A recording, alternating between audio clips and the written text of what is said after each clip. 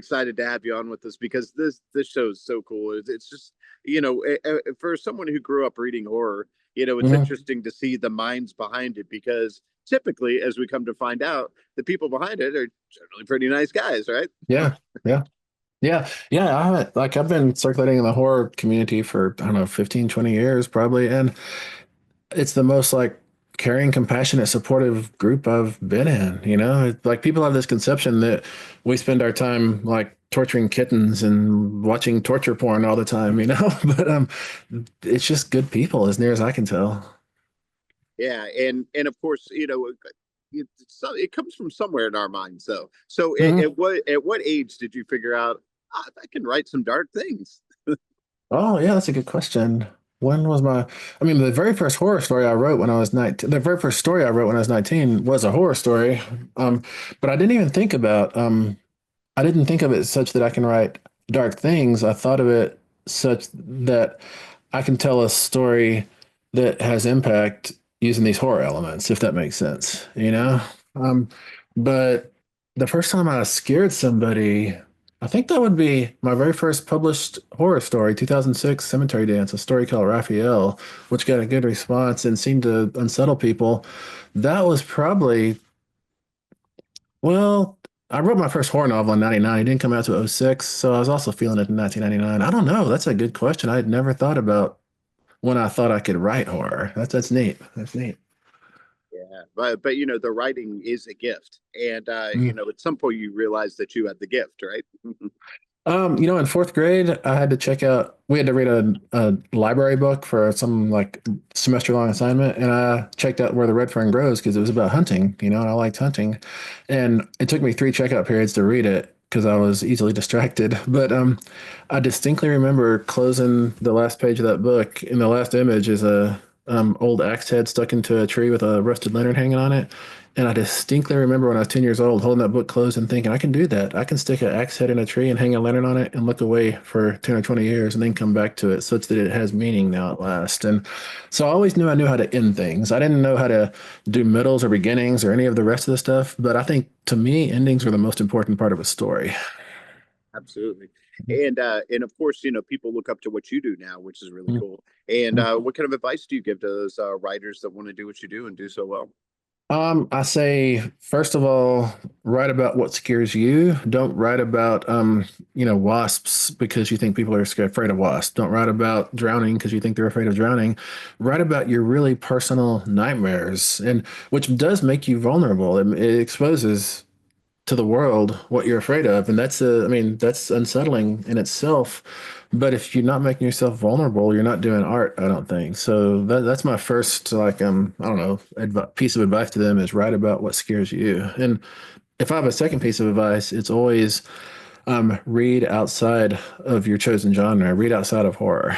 Go read from all the other fields and then come back to where you started in horror, and you'll bring those other fields back with you, and it'll sprout into weird, crazy things. So, what is it that scares you? What scares me the most, um, aside from the current events, is Yeah, probably scary enough. it is probably possession narratives. They're really, to me, a possession narrative is colonialism on the individual level, really. Um, and that's just really terrifying to me to be puppeted around. And I remember as a kid, spending the night at friends' houses, their little siblings would come sleepwalking down the hall and we'd see them, and that just, it was stultifyingly terrifying for me. I still can't deal with sleepwalkers, and for me, possession and sleepwalkers are very, very similar things. I just really, really scary. Yeah. Well, you'll like this as a Texan.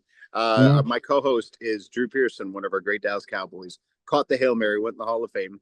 And so we love to ask people their Hail Mary moment, which is that moment in your life or career you just had to go for it and it worked out for you. What do you suppose that was for you? You know, my very first novel, I think, because I pitched it to an editor at a reception in 1997. She said, "Send it to me on Monday." This was a Thursday. And I said, like, give me a bit to polish it. I want to make sure it's perfect for you. And then I went home that night and started that novel. I didn't have it at all. And so the next 10 months for me of writing my very first novel were a Hail Mary. And I felt like the field was just extending every step I took, it was getting farther and farther away. I had no idea how to write a novel, but then I finally caught that ball by my very, very Lynn Swan fingertips, you know? I love that. So, Mhm. so what is it that you keep in mind that keeps you on the right path? Because we talk about that success mindset, and part of it is just Mhm. sometimes the words don't come to you, and as Mhm. creative types are hard on ourselves. So, what do you tell yourself? I tell myself that it's not about muscle, it's about luck. I can't use like I know a lot of craft and technique and guidelines and all that stuff for how to tell a good story. But the stories I tell that actually work and reach the reader, I feel like every time it's luck. But like Michael Jordan says, the more he's on the court, the luckier he gets, you know? So I think the more you choose writing over watching television, going to the bar, all the other like life is bungee cords trying to keep you away from the keyboard, you know? And Yep, you have to struggle to get there. And it's not easy, but if you choose writing, I think writing will choose you back, you know? I love that. And so now, of course, I can't wait to see what you got next for us. What's coming up Mm. next week? I got the Buffalo Hunter coming out in on March 18th. It's a Blackfeet vampire story set 1912 and also on the end of the 19th century. And then in July, I have a Wyoming highway novel called Killer on the Road coming out.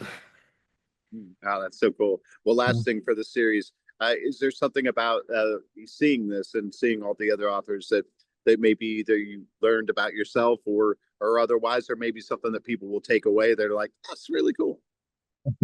It was really neat. Laird's was the first of any of these I watched, Laird Barron's, and I mean, I've hung out with Laird before. I know him. He's been a friend for probably 15 years or something. But hearing him tell his stories made me more conscious of how I tell stories. Because Laird's a wonderful, wonderful storyteller. He really knows how to do it, and he just does it naturally, it feels like.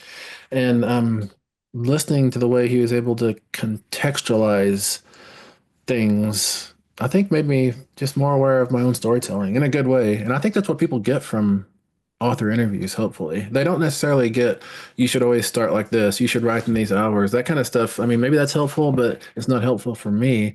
What's helpful for me is watching and listening to these people talk and how do they cobble this after with that and how does it all add up to something? And I learned a lot from Laird. Absolutely. Well, it's a great series where we tell everybody check it out. We really appreciate your time today, and I look forward to talking to you again sometime soon. It was great. Take it easy, man. Okay,